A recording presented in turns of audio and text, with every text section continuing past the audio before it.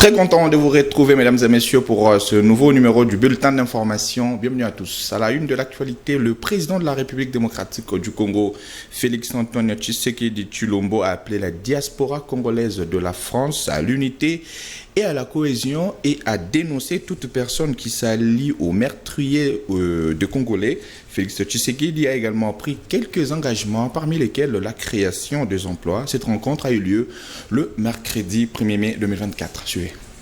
C'est important d'être unis face à l'ennemi de notre pays.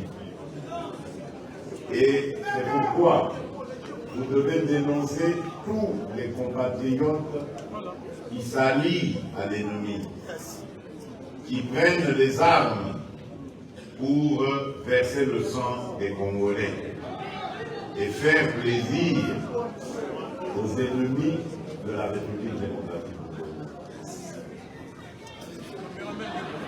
Azali Aouape na diaspora.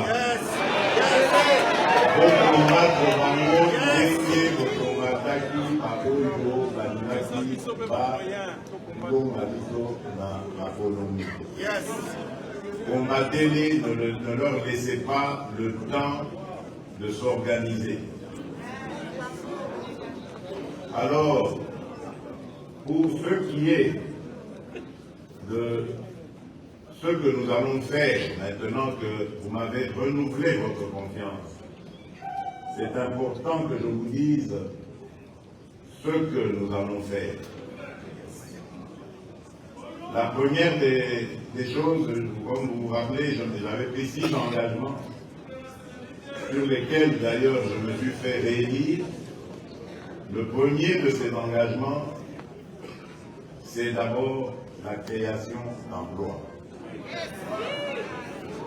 Les emplois surtout pour les jeunes et pour les femmes. Et la Commission électorale nationale indépendante appelle les députés provinciaux de la province du Sud Kivu à une assemblée plénière qui se tiendra ce jeudi 2 mai 2024 à travers un communiqué rendu public. La CENI a signifié qu'aucune majorité absolue n'a été atteinte au premier tour des élections de gouverneurs et vice-gouverneurs de province. La dite assemblée plénière sera donc consacrée au second tour de cette élection. Suivez.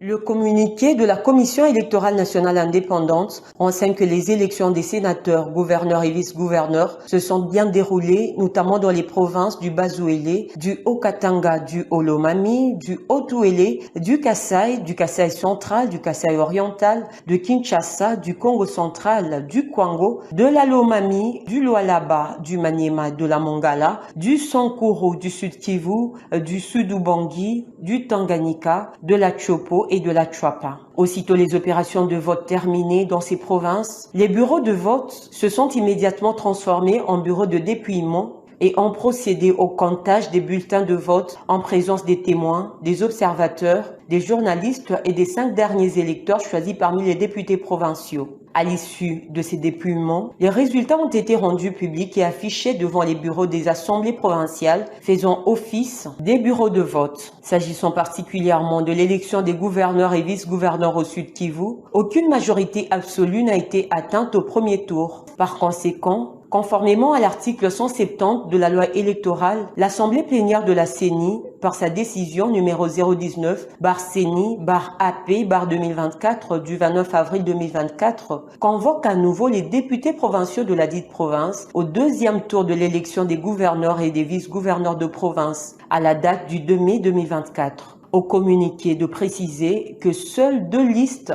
arrivées en tête du premier tour, représentant les candidats gouverneurs et vice-gouverneurs de l'AFDCA et de l'AAUNC, se présenteront au second tour de cette élection.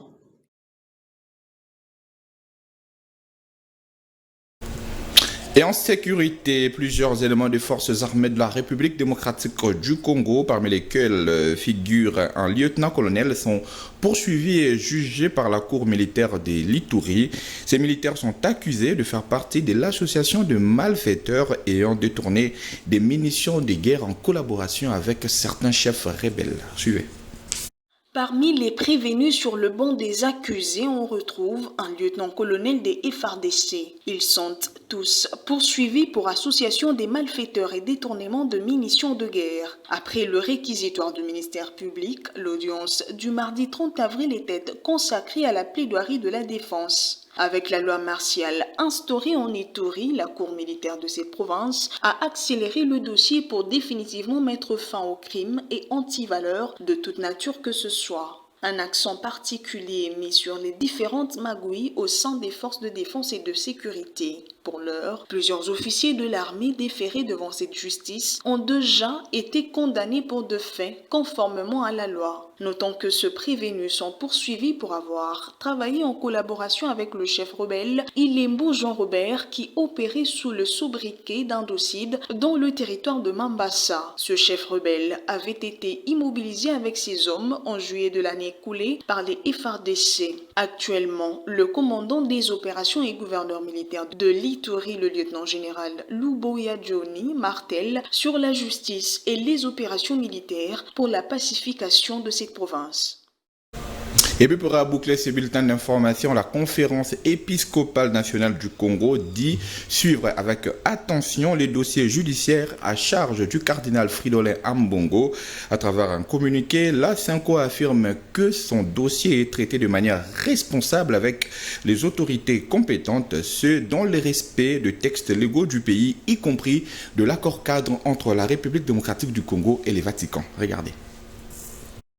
Dans son communiqué, la Conférence épiscopale nationale du Congo dit recevoir depuis le dimanche de nombreuses réactions émanant des fidèles catholiques et d'autres femmes et hommes épris de justice, voire de certaines organisations de la société civile en vue d'une mise au point de l'Église catholique. Cela à la suite de la correspondance partagée sur les réseaux sociaux et portant la signature du procureur général près la Cour de cassation. À travers cette correspondance, il a été ordonné au procureur général près la cour d'appel de Matete de procéder à l'ouverture d'un dossier judiciaire à l'encontre du cardinal Fridolin Ambongo, archevêque de Kinshasa, pour des propos séditieux et pour n'avoir pas répondu à son invitation. Le lundi, la chancellerie de l'archidiocèse de Kinshasa a confirmé avoir reçu une lettre du procureur général près la Cour de cassation avec une invitation au cardinal qui est cependant parvenue au moment où le cardinal Fridolin Ambongo séjournait à l'extérieur du pays. À la SENCO de souligner qu'il ne s'agissait nullement d'un refus à répondre à l'invitation ni d'un manque de considération à l'égard de la justice. La SENCO dit suivre avec attention cette situation et appelle les uns et les autres au calme, car le dossier est traité de manière responsable avec les autorités compétentes, a souligné le communiqué. Voilà, c'est par ici que prend fin ce bulletin d'information. Retrouvez à 19h30 Nico Kassanda pour la grande édition. Moi, je vous retrouve ce week-end. Entre-temps, bonne suite de programme sur Vapatura Télévision.